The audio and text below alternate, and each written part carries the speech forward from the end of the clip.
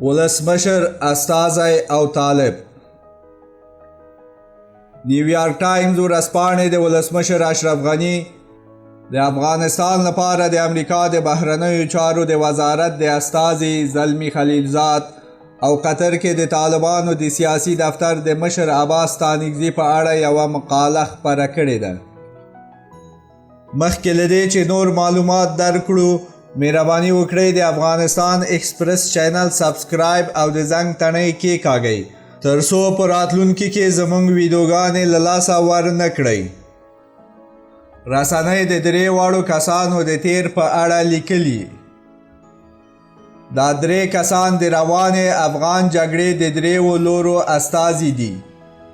د دوی ترمنځ یو ګډ ټکی دا دی چې له افغانستان نه بهر د زده کړو لپاره په سکالرشپ تللي وو.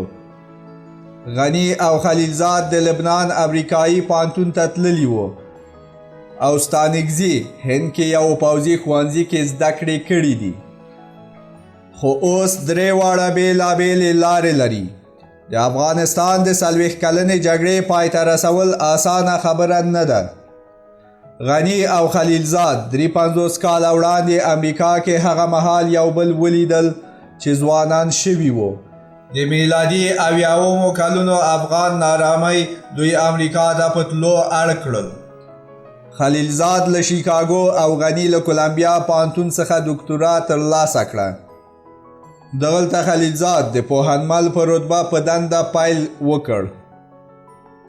خو دوی دواړه د زده کړو پر مهال مخالف سټایلونه لرل. په لبنان کې د محصلۍ پر مهال غني سوشلیست او خلیلزاد کاپیټالیست تمایلات لرل. غني په 1983 کې په خپلو خبرو کې د محمد داود خان ستاینه کوله. محمد داود خان د خپل د تره زوی محمد ظاهر شاه له پاچاهۍ لرې او ځان یې ولسمشر اعلان کړ. خو خلیلزاد محمد داود خان نه خوښاوه. خلیلزاد په خپل کتاب کې د محمد داود خان یوه خاطره لیکلې چې محمد داود خان پکې یو موټر چلونکی وهي. اکرم فضل وایي دواړه ډېر جلا شخصیتونه لري.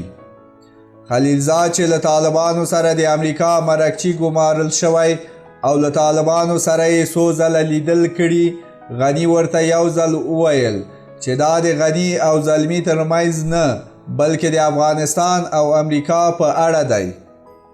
ویل کېږي چې ستانکزي د خپل عمر په 80 کلونو کې دی. ملګري وایي چې ستانکزي په هند کې د زده کړو پر مهال تر ټولو با ډیسپلینه او منظم زده کوونکی و. ستانکزي به حرامه غوښه نه خوړله. ستانکزي او ځینو ملګرو یې د شوروي یرغل پر مهال د کابل پر ځای پاکستان ته لاړل. ستانکزي 2 مهارتونه لرل، یو یې انګلیسي ژبه او بل یې پوځي زړورتیا یعنې زده کړې لرلې. ستانکزي له عبدالرب رسول سیاف سره یو ځای شو.